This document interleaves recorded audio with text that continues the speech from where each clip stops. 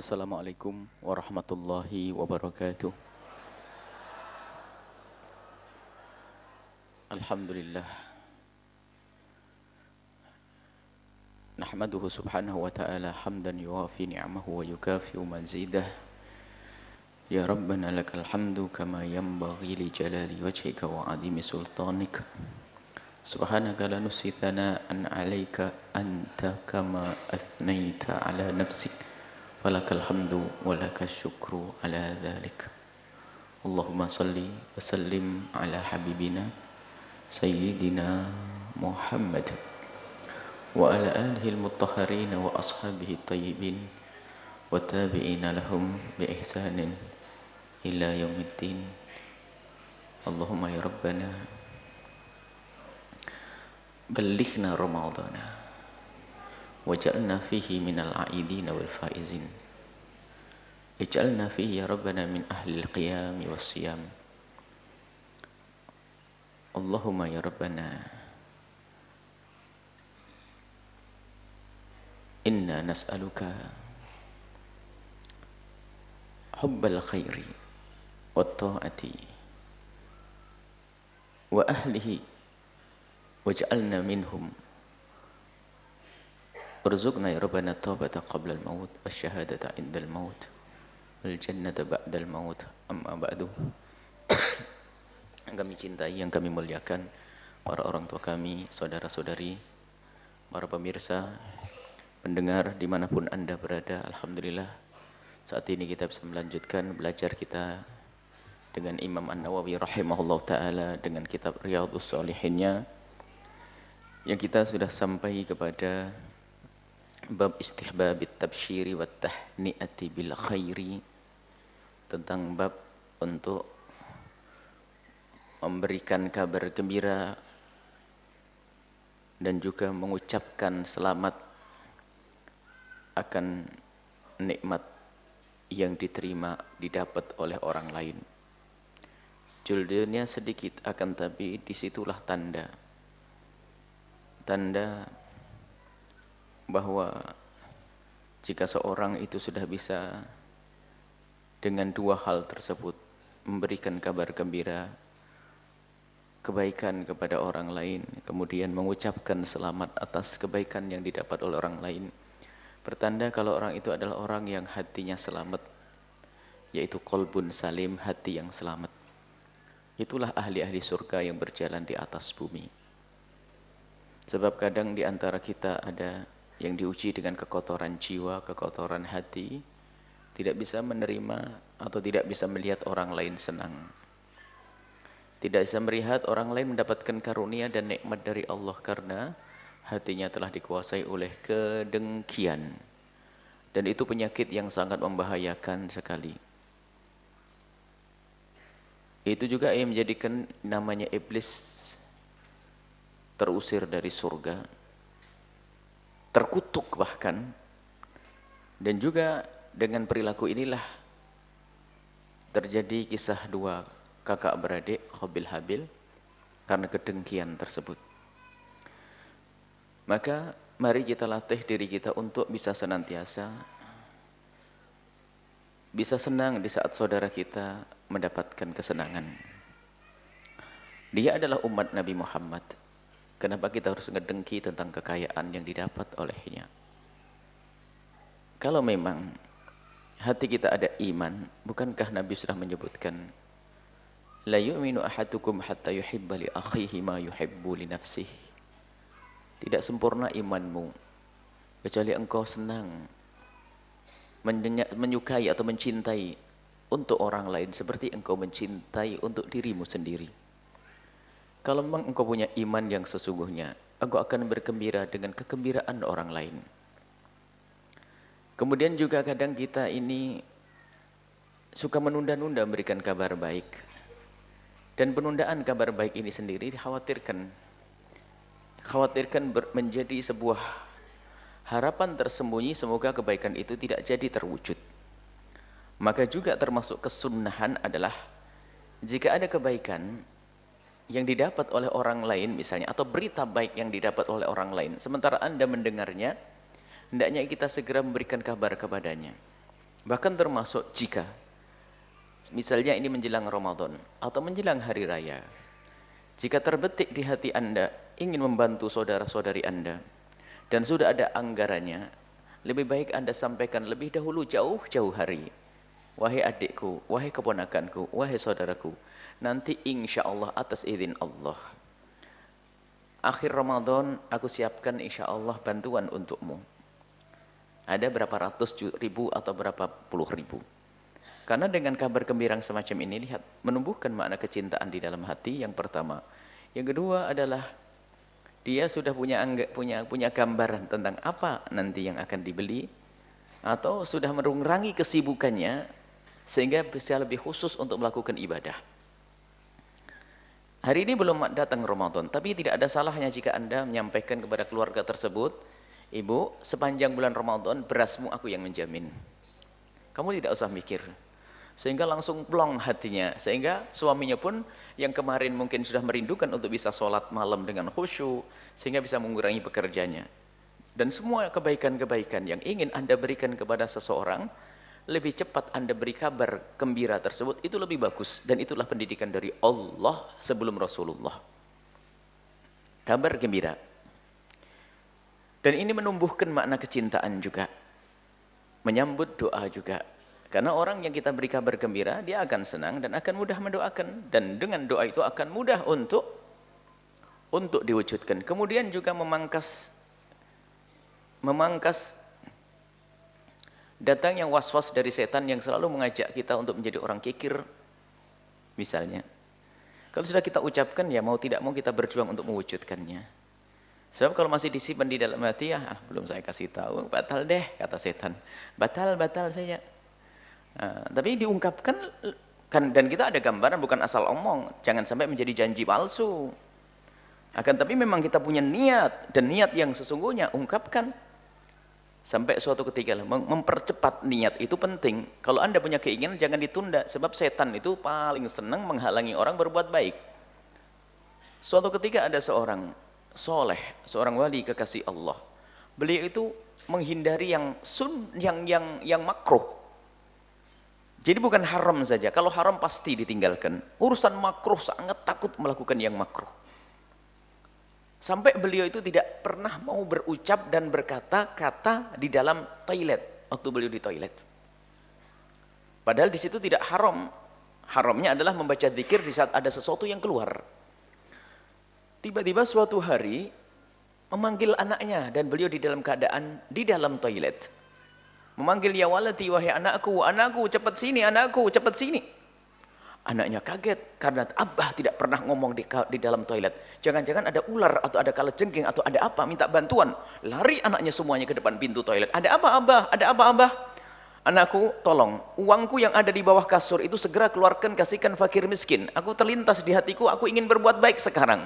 Takut aku diganggu setan, nanti keluar dari toilet berubah. Yang gede, setannya juga gede. Biarpun yang 5 ribuan juga begitu. Mau ngasih 5 ribu, ntar dulu. Sampai di tempat lain beda. Jadi cilok. Tapi beli cilok di depan sana biar berkah itu. Bukan jangan jadi orang pelit nanti ya. Itu yang jualan di pinggir-pinggir itu beli sedikit-sedikit ya, bagi rezeki. Jadi ada berubah. Kadang berubah. Berubah, hati itu berubah, makanya mempercepat menyambut kebaikan. Dan jika ada hubungannya dengan orang lain, sampaikan. Bahkan mungkin Anda ingin ziarah orang yang Anda rindu, dan dia juga rindu kepada Anda karena orang yang beriman yang sesungguhnya.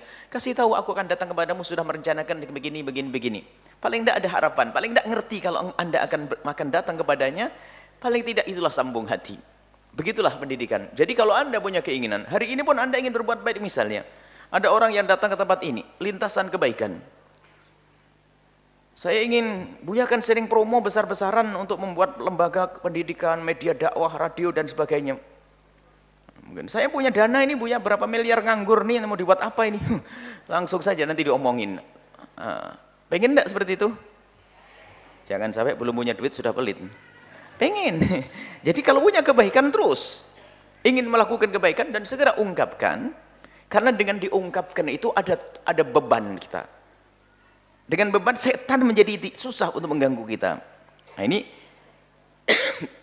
mempercepat kebaikan, memberi kabar kepada yang bersangkutan.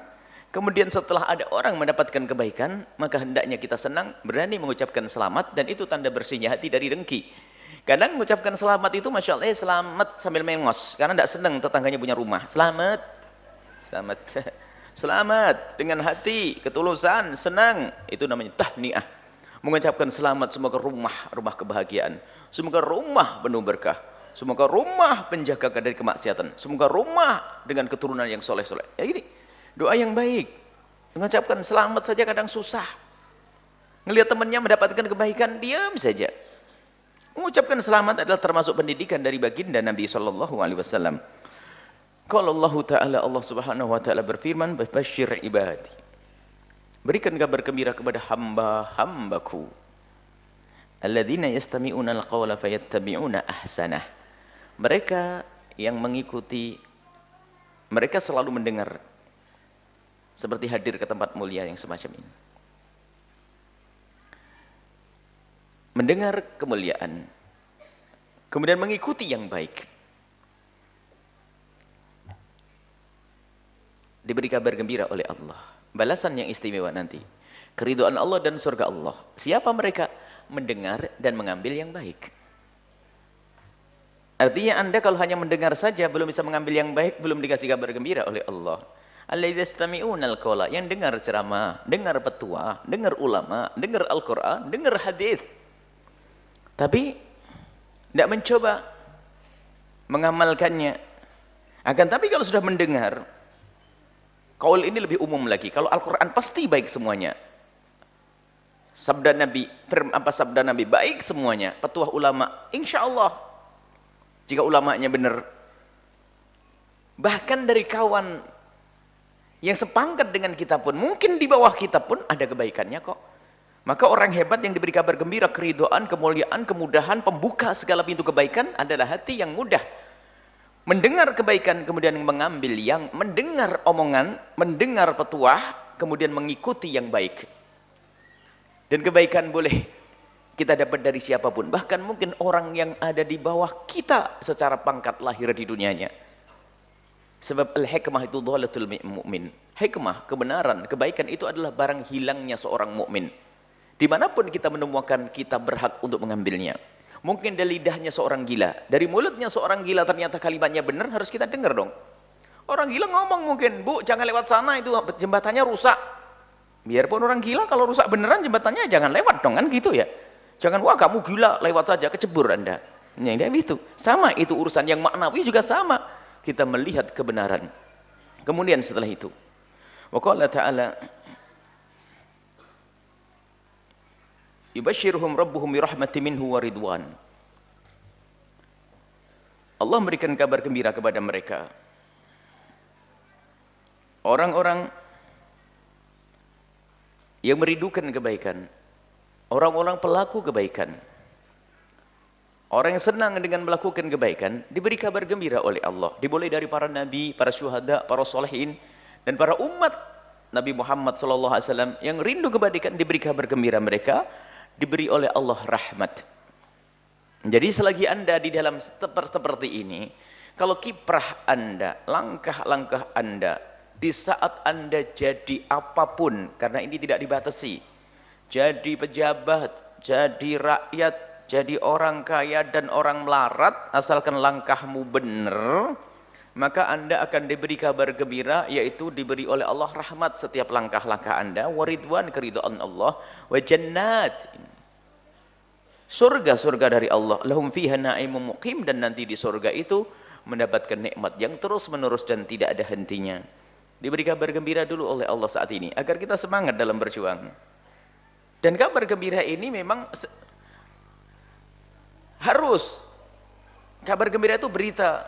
Sama kalau orang mau dinaikkan gaji saja, kalau di jauh hari dia dikasih tahu semakin semangat kok. Ini gaji dunia ya. Ayo tingkatkan, insya Allah nanti pada akhir bulan naik gajinya. Semangat ini. Urusan dunia cerdas, tapi urusan akhirat kurang cerdas, ini berbahaya. Baik. Wabsiru bil jannati lati kuntum tu'adun. Lihat. Wabsiru bil jannati lati kuntum tu'adun. Ini urusannya dengan orang beriman yang beristiqomah nanti kalau sudah mau mati, Di saat dia sakaratul maut akan ditampakkan oleh Allah tempat duduknya nanti. Semoga Anda waktu dicabut nyawa Anda dan kita semua melihat surga. Bahkan terlihat di dalam surga nanti orang yang paling kita cintai baginda Nabi. Jadi tidak mustahil di saat dicabut nyawa kita, kita melihat Rasulullah saat itu. Melihat surga. Sehingga tidak ada yang katanya menakutkan, tidak, sudah indah. Wa abshiru bil jannati lati kuntum tu'adun. Berikan kabar gembira kepada orang yang ahli iman, istiqomah dengan kebaikan, istiqomah dengan menjauhi kemaksiatan, bil jannati lati kuntum tu'adun, dengan surga yang telah dijanjikan. Dijanjikan untuk kapan? Untuk nanti di akhirat. Tapi di dunia sudah melihat. Kapan itu? Waktu sakaratul maut. Waktu dicabut nyawa kita. Kalau sudah dilihat di surga, sudah. Keindahan, indah dan indah dan indah. Seperti apa keindahannya? Tidak bisa dibayangkan seperti apa. Nanti kalau Anda sudah masuk surga, baru bisa cerita. Amin. Ahli surga semuanya. Fabasyarnahu bihulamin halim. Akan aku beri kabar gembira dengan seorang anak. Ini para nabi-nabi dahulu. Para nabi-nabi dahulu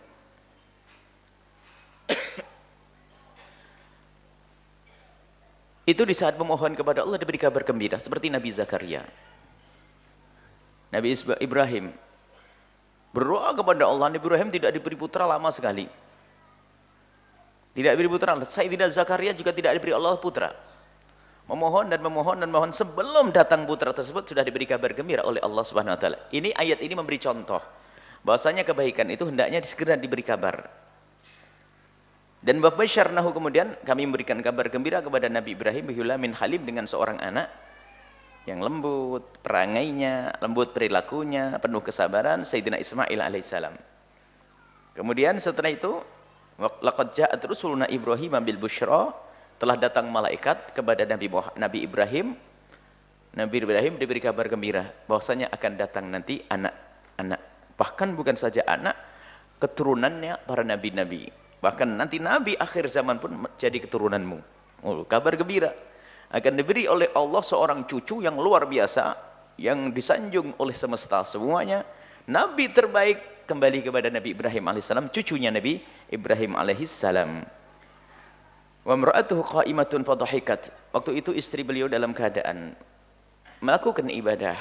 Kemudian setelah selesai tersenyum mendapatkan kabar gembira, fabasyarnaha bi Ishaq. Diberi kabar gembira tentang lahirnya Sayyidina Ishak. Wa min wara'i Ishaq, setelah itu ada Yakub, turun Nabi. Jadi ada dua, Bani Ismail. Yang pertama Nabi ulamin halim. Jadi ada Nabi Ibrahim diberi kabar gembira akan ada dua anak yang menurunkan nabi-nabi. Nabi Ismail turunan sampai Nabi Muhammad SAW. Nabi Ishak nanti turun Bani Yakub. Nabi Yakub sampai turun Bani Israel. Yang keturunan nabi-nabi juga.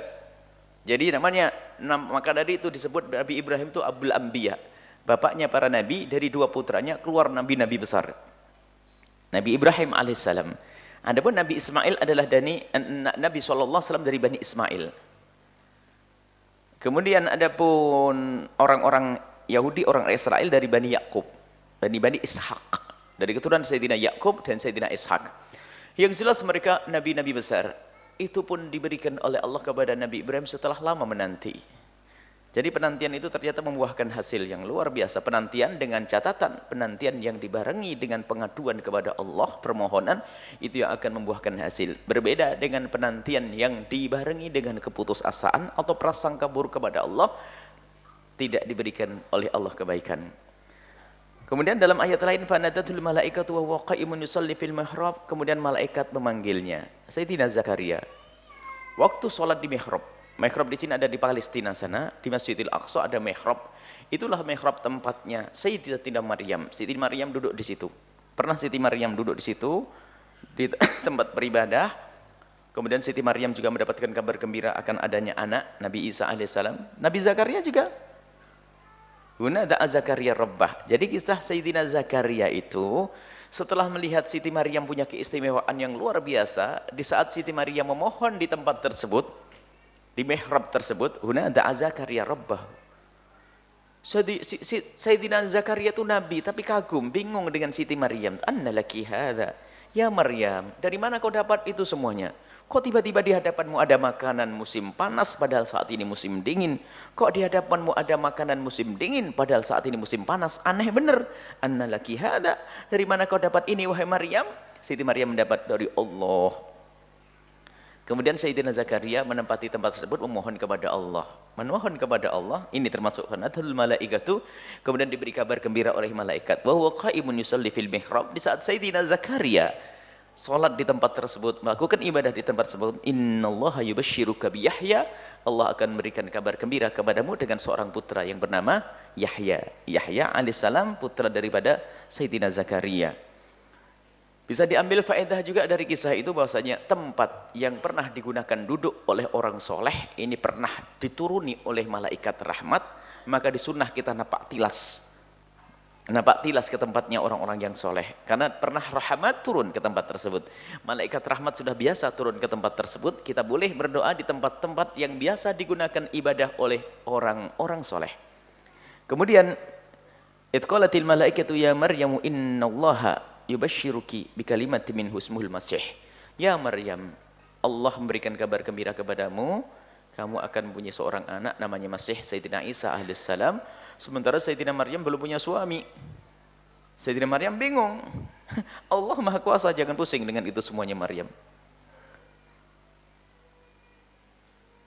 Bikalimatin minhu, dengan kalimat Allah ya'ti kun, enggak pakai proses.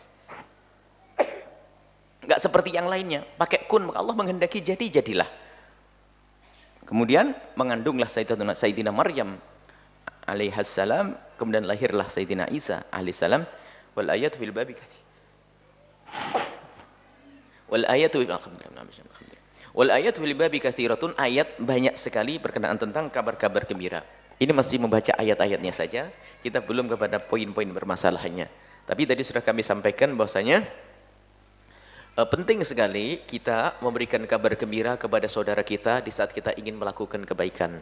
Penting sekali kita menyampaikan kepada siapapun di saat Anda ingin membantu. Penting sekali kita bergembira, mengucapkan selamat di saat kita mendengar atau melihat orang lain mendapatkan nikmat. Maka kami himbau juga, bukankah di sini banyak program dakwah? Kami akan masukkan dengan bermacam-macam cara. Memasukkan Anda ke dalam program dengan bermacam-macam cara. Karena kerinduan kami adalah satu, yaitu kita semuanya sama-sama selamat.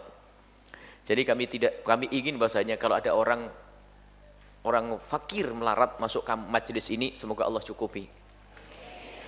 Tidak sampai di situ, tapi harus ahli surga. Nah, kalau ada orang kaya di sini, menjadi orang kaya ahli surga. Kalau ada pejabat di sini, pejabat ahli surga. Makanya jangan Anda bosan kalau tiba-tiba saya tunjukin itu loh jalanmu. Itu loh jalanmu. Karena kami membaca dari apa yang diajarkan Nabi. Jalanmu banyak. Di sini ada program dakwah yang luas. Kalau Anda punya keinginan jangan ditunda. Jangan nunggu tahun depan saja. Apalagi Pak wasiat, kalau saya mati nanti saya akan wasiat. Oh kelamaan. Anakmu belum tentu menjalankan wasiat.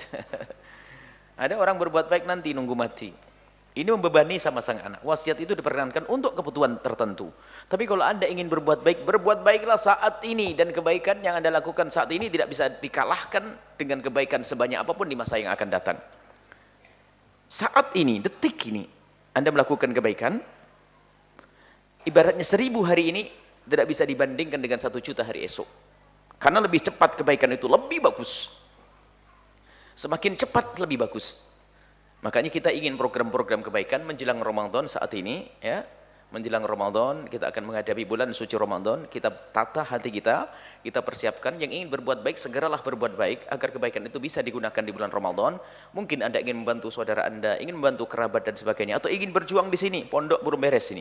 Perlu dinaikkan 1,2 M di atas itu, untuk 1 lantai, yang sebelahnya kurang lebihnya 800.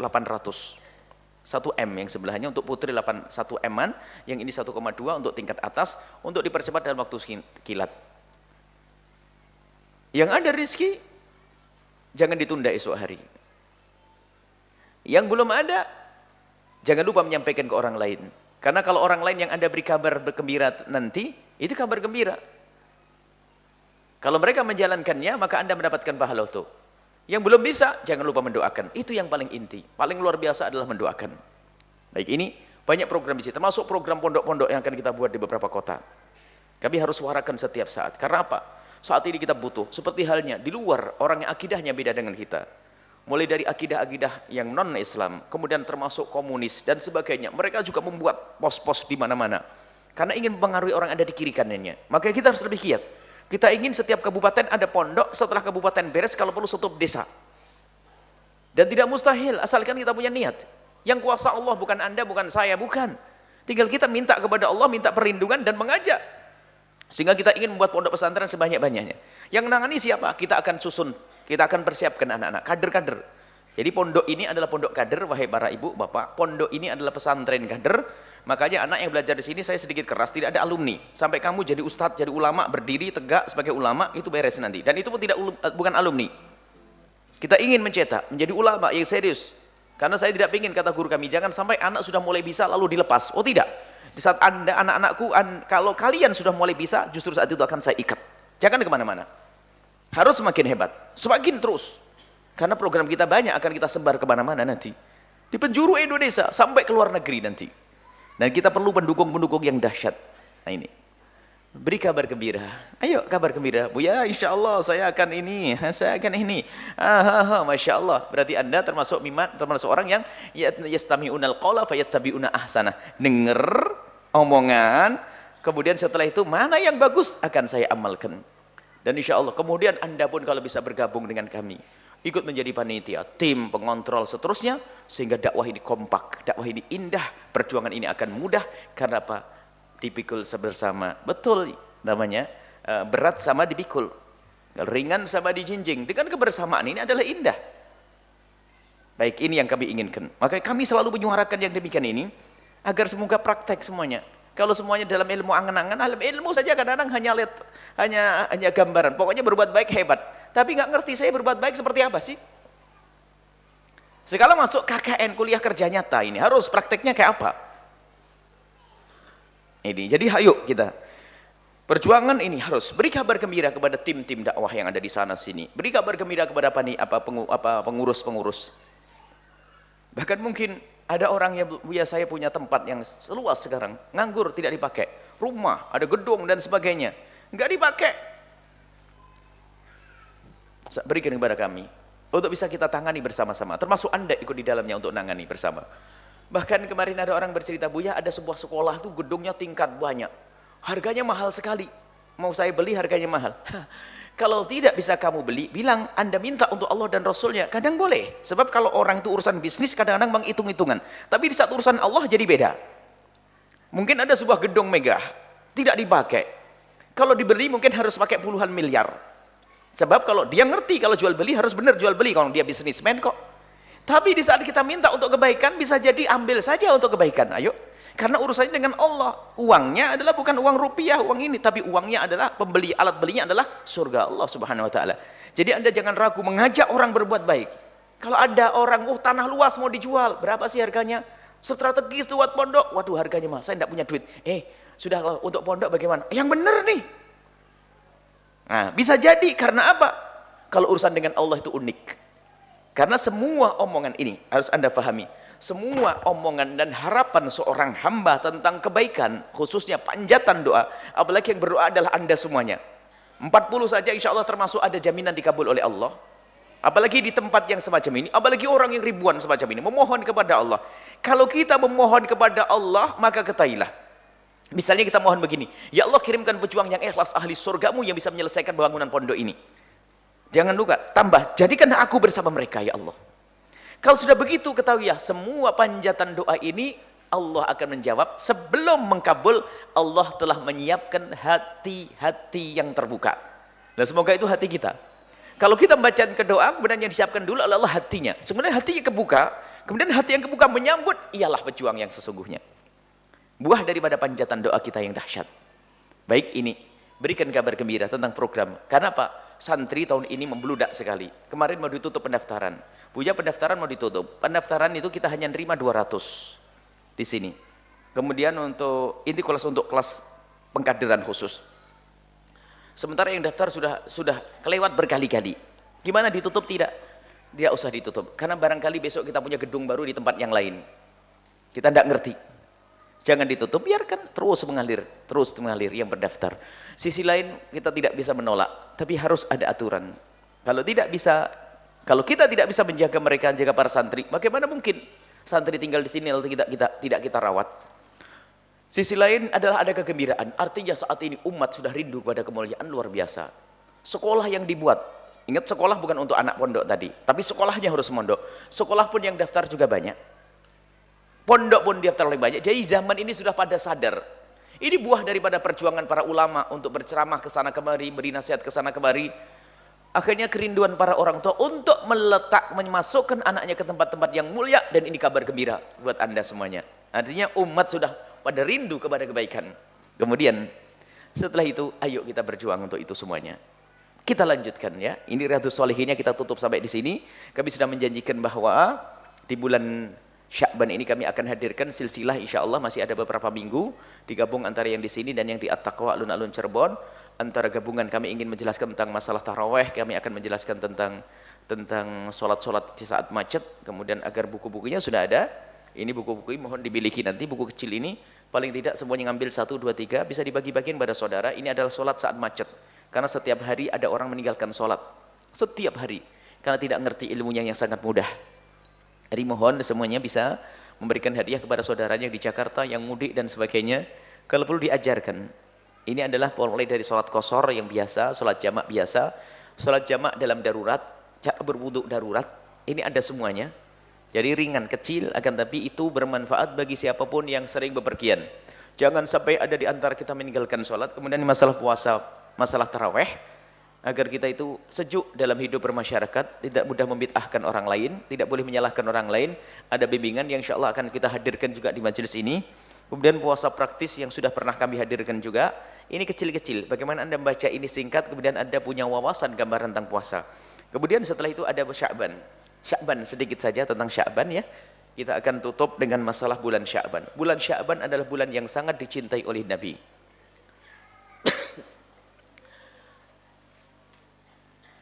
Nabi SAW sangat banyak berpuasa di bulan Sya'ban.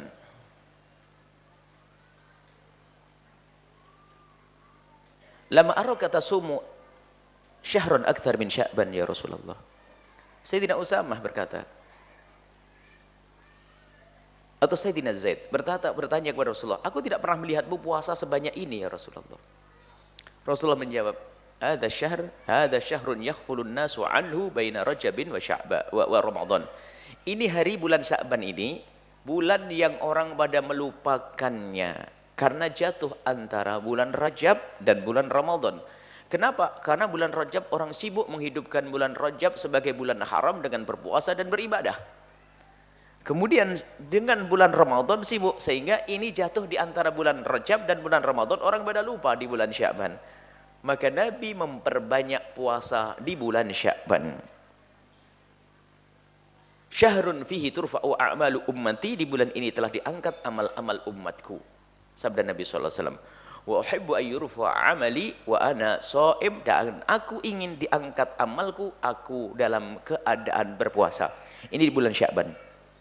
Kata Siti Aisyah dalam hadis yang diriwayatkan oleh Imam Bukhari, kata Siti Aisyah yang diriwayatkan oleh Imam Bukhari rahimahullah taala, Rasulullah sallallahu alaihi wasallam, lam yakunin nabiyyu sallallahu alaihi wasallam, nabi tidaklah pernah yasumu, lam yakunin nabi sallallahu alaihi wasallam yasumu syahran akthar min Sya'ban. Nabi tidak pernah berpuasa lebih banyak daripada di bulan Sya'ban. Nabi tidak pernah berpuasa selain dari bulan Ramadan, tidak pernah berpuasa yang banyak seperti di bulan Sya'ban. Wa kana yasumu kullah, wa kana yasumu Sya'bana kullah. Nabi itu hampir semuanya dipuasai bulan Sya'ban itu. Sehingga sebagian ulama, bahkan kebanyakan ulama mengatakan bulan Sya'ban secara khusus, sebagian mengatakan lebih bagus daripada bulan haram sekalipun. Karena apa? Nabi melakukan puasa lebih banyak dari yang lainnya. Nabi berpuasa lebih banyak daripada bulan yang lainnya. Jadi bulan Sya'ban itu sunnah kita melakukan puasa. Dilakukan oleh Nabi SAW. Dan di bulan Sya'ban ini telah datang keistimewaan untuk umat Nabi SAW. Sebab Allah menurunkan rahmat yang banyak melalui bulan Sya'ban. Karena di bulan Sya'ban ini, para ibu, bapak, saudara-saudari, di bulan Sya'ban ini turun sebab Allah menurunkan rahmat kepada kita. Turun kunci pembuka kebaikan untuk kita. Turun apa itu? Turun ayat innallaha wa malaikatahu yusalluna 'alan nabi ya ayyuhalladzina amanu sallu alaihi wasallimu taslima. Ini ayat turun kapan? Di bulan Sya'ban. Innallah, Allah dan malaikatnya bersalawat kepada Nabi. Hai orang-orang yang beriman, berselawatlah kalian semua kepada Nabi Muhammad sallallahu alaihi wasallam. Dan di sana sudah dijelaskan, lihat bagaimana salawat dari Allah. Salawat dari Allah itu ada rahmat. Rahmat dari Allah Subhanahu wa taala. Nah, bagaimana urusannya salawat Allah, rahmat Allah kepada kita? Karena disabdakan Nabi, man shalla alayya marratan sallallahu alaihi biha ashran. Barang siapa berselawat kepada Allah sekali, Allah akan balas dengan 10 salawat. Balasan dari Allah, kalau seandainya satu salawat kita itu dibalas oleh Allah satu saja, sudah enggak sebanding dari Allah. Bagaimana satu salawat kita dibalas oleh Allah dengan 10 salawat. Dan salawat dari Allah adalah rahmat dari Allah Subhanahu wa taala. Kunci keluar dari malapetaka, bencana dan kesusahan, seperti yang difirmankan oleh Allah, walladzi yusalli 'alaikum wa malaikatuhu liyukhrijakum minadh-dhulumati ilan nuri. Allah berselawat kepadamu. Gimana salawat Allah itu? Untuk mengeluarkan kalian daripada kegelapan menuju cahaya. Gelapnya rizki, gelapnya hati, gelapnya pikiran, gelapnya kehidupan, menuju benderangnya hati, pikiran dan kehidupan. Jadi perbanyaklah membaca salawat, khususnya di bulan Sya'ban ini, karena di bulan inilah datang perintah innallaha wa malaikatahu yusalluna 'alan nabi. Dan salawat kepada baginda Nabi ini sangat istimewa. Semuanya ibadah itu diperintahkan oleh Allah untuk dilakukan oleh hamba-hambanya. Tapi spesial salawat itu Allah memerintahkan kepada hambanya, tapi Allah juga melakukannya, karena dimulai innallaha wa malaikatahu yusalluna. Allah juga berselawat. Sebelum diperintahkan kepada hambanya, Allah sudah memulainya. Nah ini, di bulan ini juga telah turun ayat-ayat istimewa seperti ayat tathhir ahli bait. Innama yuridullahu liyudhiba ankum rijsa ahlal bait. Maka dari itu, ayo kita tingkatkan perhatian kita kepada baginda Nabi SAW melalui menambahkan kecintaan kepada ahli bait Nabi, keluarga Nabi, istri Nabi. Sebab innama yuridullah ini ada permulaan ayatnya, ya nisa'an Nabi, tentang istri-istri Nabi. Jadi di dalamnya ada tentang istri Nabi, kemudian di situ adalah ashabul kisah, orang 5 yang di bawah kain yang pernah diajak ibtihal oleh Nabi SAW, yaitu Imam Ali bin Abi Thalib, Sayyidat Fatimah, Sayyidina Hasan dan Husain, dan Rasulullah. Kemudian juga keturunannya sampai hari ini, mereka adalah ahli bait Nabi SAW yang harus kita belajar mencintai mereka. Karena cinta kepada Rasulullah, mencintai istri-istri Nabi karena Rasulullah, mencintai sahabat Nabi juga di situ nanti. Karena Rasulullah sallallahu alaihi wasallam, innama yuridullahu liyudhiba ankum rijsa ahlal baiti wa yutahhirakum tathhira. Ini turun di bulan Sya'ban. Maka mahabbah kepada ahli bait harus kita tingkatkan, mencintai ahli bait kita tingkatkan, khususnya di bulan Sya'ban ini. Dan juga di bulan Sya'ban ini banyak keridhaan Allah yang Allah berikan kepada baginda Nabi sallallahu alaihi wasallam, termasuk di antaranya sedikit saja ini kisah bahwasanya dirubahnya kiblat dari Masjidil Aqsa ke Masjidil Haram juga di bulan Sya'ban, ya. Jadi Nabi itu ceritanya, ibu-ibu, bapak-bapak, dulu sholatnya menghadap ke Masjidil Aqsa. Waktu Nabi di Mekah, Nabi sholat di Masjidil Aqsa, ya tenang-tenang saja kalau berada di Mekah. Karena Nabi itu dengan kecerdasan beliau seperti kebiasaannya, Nabi itu cerdas, bijak. Jadi kalau menghadap ke Masjidil Aqsa itu mesti mengambil, kalau tidak salah, rukun Yamani sama rukun Hajar Aswad itu. Jadi sambil menghadap ke Masjidil Aqsa, pasti menghadap ke Ka'bah, karena berada di Mekah. Tapi di saat Nabi pindah ke Madinah, Nabi itu bingung. Karena Makkah dengan Masjidil Aqsa bertentangan, berlawanan. Jadi di saat Nabi menghadap ke Masjidil Aqsa, kurang nyaman, harus membelakangi Ka'bah. Maka Nabi gundah saat itu. Dan kemudian dijawab oleh Allah dengan ayat dan perintah yang itu turun di bulan Sya'ban, qad nara taqalluba wajhika fis sama'i falanwalliyannaka qiblatan tardaha fawalli wajhaka satral Masjidil Haram. Qad nara taqallubak wajhika, hai Muhammad, aku telah melihat kegundahanmu, kegeliasanmu. Kamu enggak nyaman ya ngadep ke Masjidil Aqsa, membelakangi Ka'bah ya. 16 bulan Nabi melakukan yang demikian itu. Akhirnya dijawab oleh Allah, akhirnya fawalli wajhaka satral Masjidil Haram.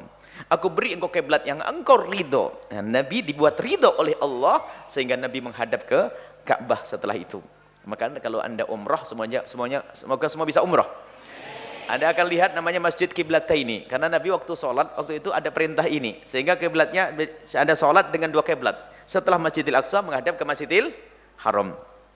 Ini adalah juga di bulan Sya'ban. Kemudian di bulan Sya'ban sendiri adalah bulan yang sangat mulia, singkat, yang perlu adalah ngamalkannya.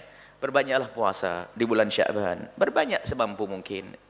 Karena Nabi melakukan puasa, khususnya ibu-ibu bayar utang, beresin ya. Selesai sebelum masuk bulan Ramadan. Maksiat kalau Anda tidak ada uzur, kemudian sampai mundur. Baik. Kemudian di bulan Sya'ban ada namanya malam nisfu Sya'ban. Kalau bulan Sya'ban sudah luar biasa, jelas. Kemudian ada malam nisfu Sya'ban yang kadang ada hamba-hamba yang mencoba membuat keraguan-raguan di bulan Sya'ban.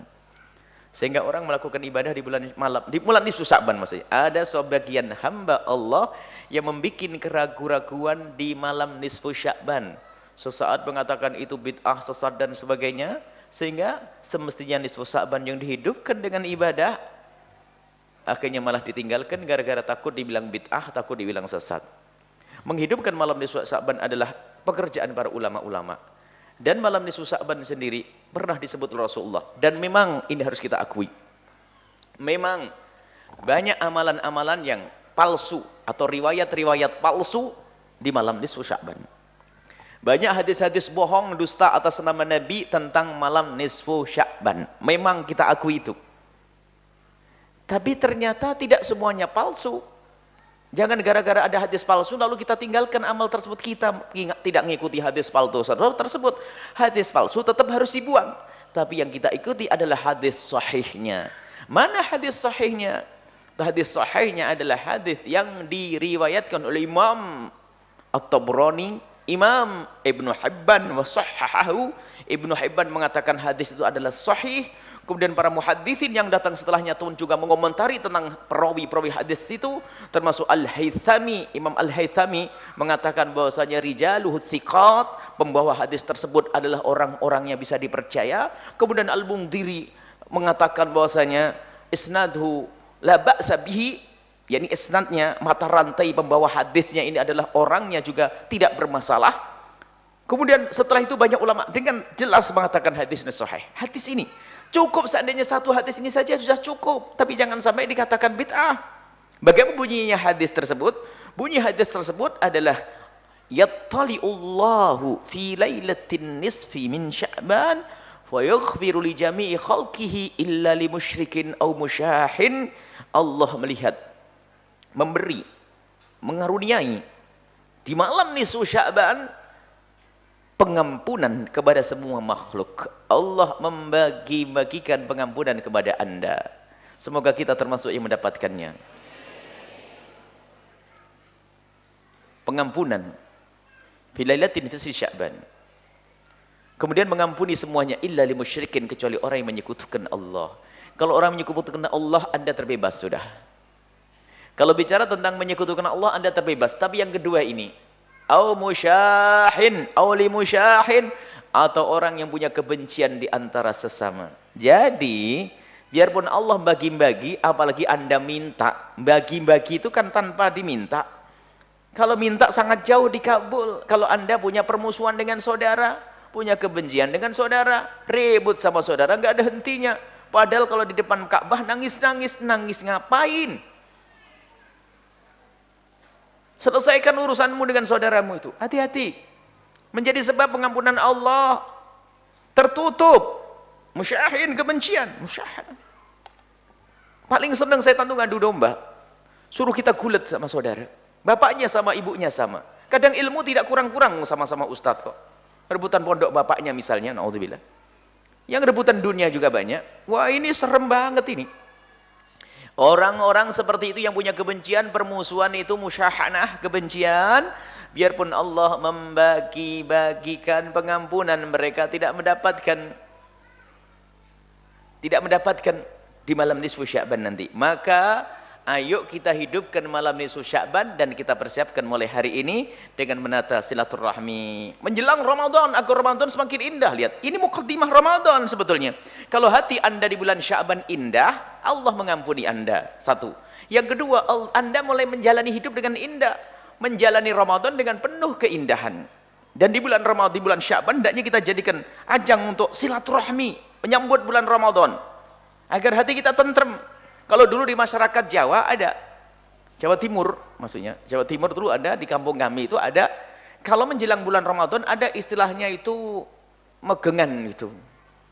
Tidak tahu istilah Jawa, megengan itu selamatan, kemudian bagi-bagi rizki kepada tetangga, ya biar tentrem, ayem, enak gitu ya. Agar di bulan Ramadan nanti sudah akur, yang musuhana saya dikirim berkat, dikirim nasi. Ya kalau perlu bagi-bagi rizki, bagi-bagi kebaikan sebelum bulan Ramadan. Termasuk mengamalkan hadis tadi, ngasih kabar gembira dan memberikan kesenangan kepada orang lain. Saat ini waktunya, khususnya sebelum masuk ke bulan Sya'ban harus sudah beres. Agar Anda mendapatkan pengampunan khusus di bulan Sya'ban. Di malam nisfu Sya'ban. Jadi malam nisfu Sya'ban adalah malam istimewa, lakukan ibadah. Memang ada ibadah yang sebagian ulama kita tidak bisa ngomong ulama orang lain. Ulama kita mengingkari. Ada banyak amal-amal yang kadang diamalkan oleh saudara-saudara kita atas dasar mengikuti al-imam agung, imam besar Imam Ghazali rahimahullah ta'ala, seperti sholat 100 rakaat, itu yang dilakukan dengan kita namanya rohoib atau yang lainnya.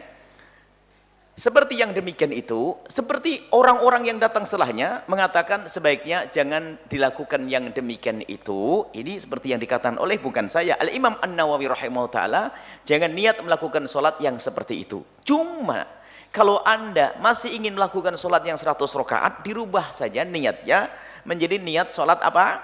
Sholat sunnah, diperbanyak. Mulai dari sholat tasbih, sholat ini, sholat itu. Dan kalau bisa, di malam nisfu Sya'ban itu ibadah jangan satu warna. Bukan sholat saja. Akan tapi Anda punya waktu berapa jam sih malam itu? Anda untuk menjaga malam nisfu Sya'ban, apa yang bisa Anda lakukan? Saya punya waktu mulai jam 1 malam sampai pagi. Berarti ada 4 jam. Oke. 4 jam Anda bagi antara membaca Al-Quran, melakukan sholat, tafakkur. Mungkin ada penceramahnya satu yang membawa Anda kepada alam keinsyafan, alam taubat.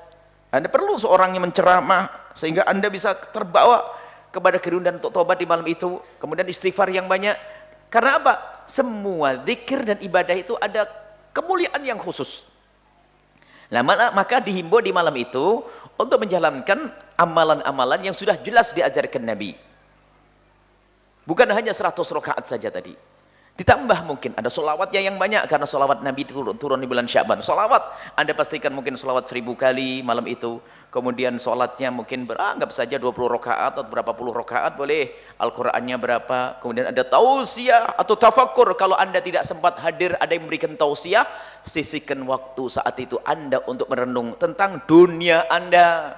Mau dibawa kemana? Tentang ilmu Anda, amalkan atau belum? Tentang dosa kita, takut tidak diampuni oleh Allah Subhanahu wa taala.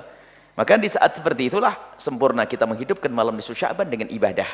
Dan jangan lupa nanti ada program pondok pesantren, para asatidz Al-Bahjah juga mengajak semuanya untuk mengadakan muhasabah, untuk mengadakan tafakkur, zikir, doa di beberapa masjid, di antara Masjid Umar, Masjid At-Taqwa, Masjid Waru, Masjid Pesantren Buyut. Dan insya Allah mohon kepada siapapun mulai saat ini sudah bisa merencanakan di musola masing-masing dan di masjid masing-masing. Boleh Anda ambil waktu yang awal atau waktu yang akhir. Waktu yang awal itu misalnya habis sholat isya sampai jam 11 zikir di sana, kemudian tidur setelah itu. Atau tidur dulu dimulai dari jam 1 atau jam 2 malam. Ini yang perlu, harus ada kegiatan. Makanya mumpung sebelum masuk ini Sya'ban, kami mengharap semua sudah mempersiapkan untuk menghidupkan malam nisfu Sya'ban dengan melakukan ibadah-ibadah dengan beraneka ragam. Bukan satu saja, kalau satu saja jenuh. Kata Imam Ibn Athaillah Sakandari, manusia itu sangat jenuh.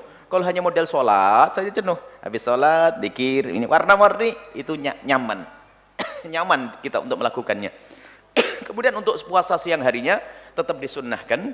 Cuman jangan niat namanya puasa nisfu Sya'ban yang artinya khusus nisfu Sya'ban.